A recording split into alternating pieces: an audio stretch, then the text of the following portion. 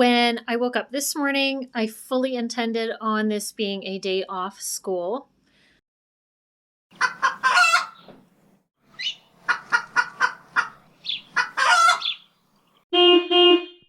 When we woke up very, very early this morning, the first thing I did was help to get my husband and my 2 teen boys on the road to California.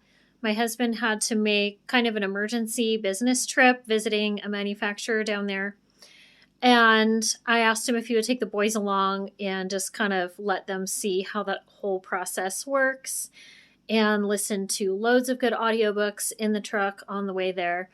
So no day is ever really a day off homeschool, right? But I fully intended for this to be one of those lazy days and kind of take it easy getting to the chores. And at 9 o'clock, that's where I was when a friend reminded me that we had signed up for a field trip. So we scrambled to get in the van as quick as we could. And it turned into one of the most marvelous, impromptu, God-ordained homeschool days that we've had in a long time. We're going on a field trip. We're going to the Bellagio. So if you've never been to Vegas before, never been to the Bellagio, it is a splendidly beautiful hotel casino. And they have a lovely conservatory. And in that conservatory, they regularly change out their floral displays. They really are breathtaking. And today, our homeschool group has arranged to learn with the gardening staff there how they take care of all of the plants and set up the new flowers. And we get to release some ladybugs. It'll be super fun.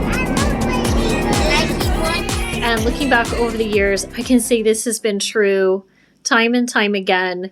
This is not to say that we don't make plans, and it's not to say that we also don't place importance on the day-to-day plodding along, checking off the boxes, just staying home and hitting the books. I could not have planned it better.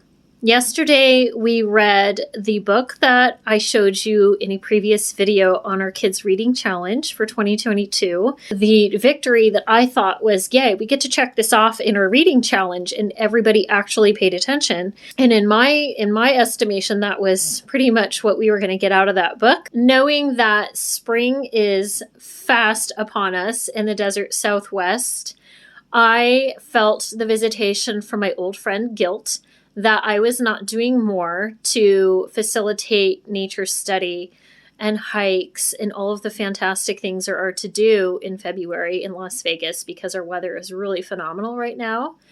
And I was beginning to feel the old tug of wanting to do nature study perfectly, turning everything into a lesson, trying to find that magical book that was going to make nature study easier with kids of all ages.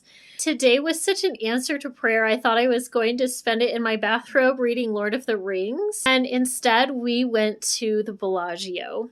I also had a Spanish hotshot moment. Yesterday during morning time, we really only worked on one set of phrases, which normally I would view as not quite a win, not a hotshot moment. But one of the phrases that we kind of got stuck on practicing was miren arriba, which is all of you look up, look up. And you think, well, maybe that won't be terribly useful anytime soon. But when you walk into the Bellagio, there's this gorgeous display of these glass-blown flowers on the ceiling. And I said, miren arriba, and everybody instantly looked up.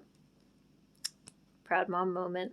So it was a joy and it was humbling to throw on clothes and be out the door in 5 minutes and have the pleasure of seeing the world just open up to my kids and so perfectly tie together everything that was in our morning basket, everything that had been on my heart in such a natural way.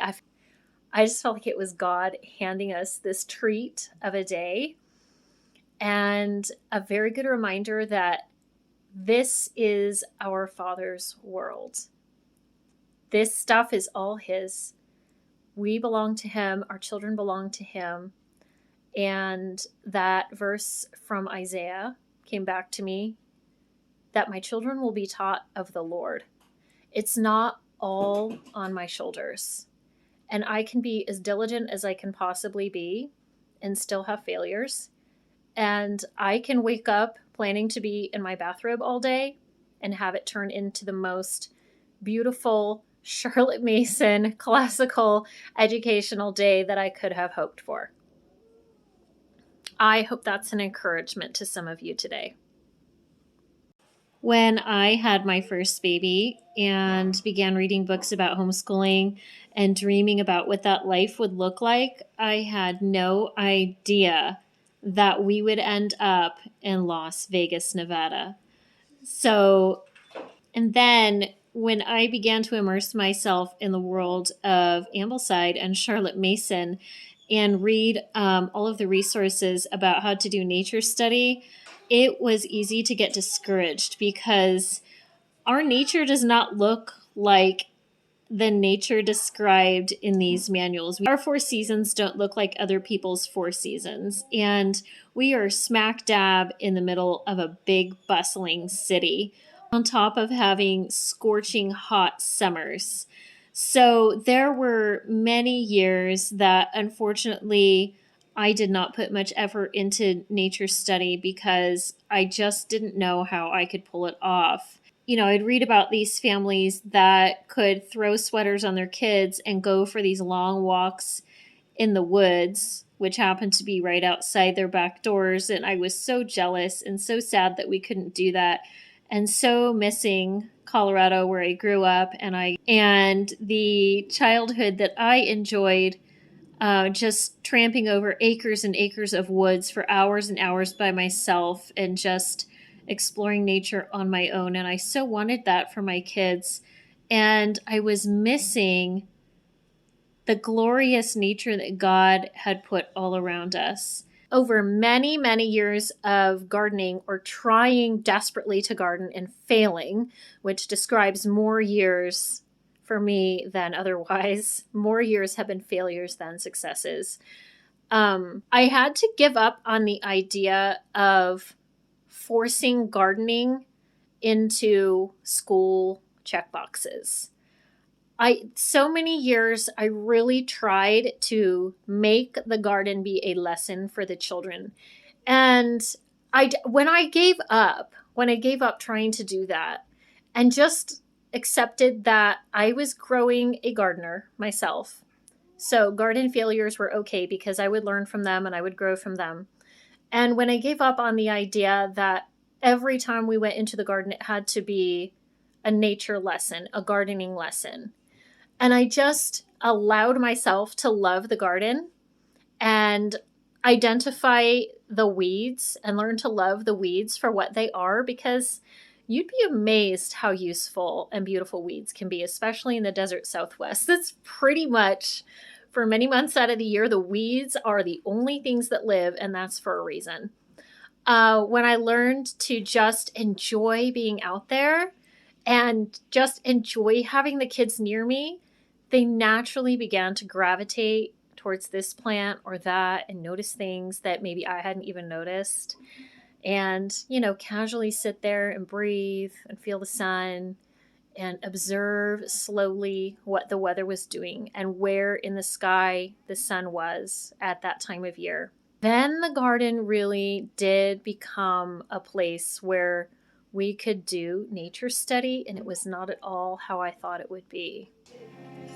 I hope that some of you have been encouraged today to bloom where you're planted, learn to love the weeds God has given you in your particular environment, embrace whatever interest level your kids have in nature and gardening, and just get out there and do some nature study, no matter where you are and no matter how imperfectly. Thanks for watching. Happy homeschooling.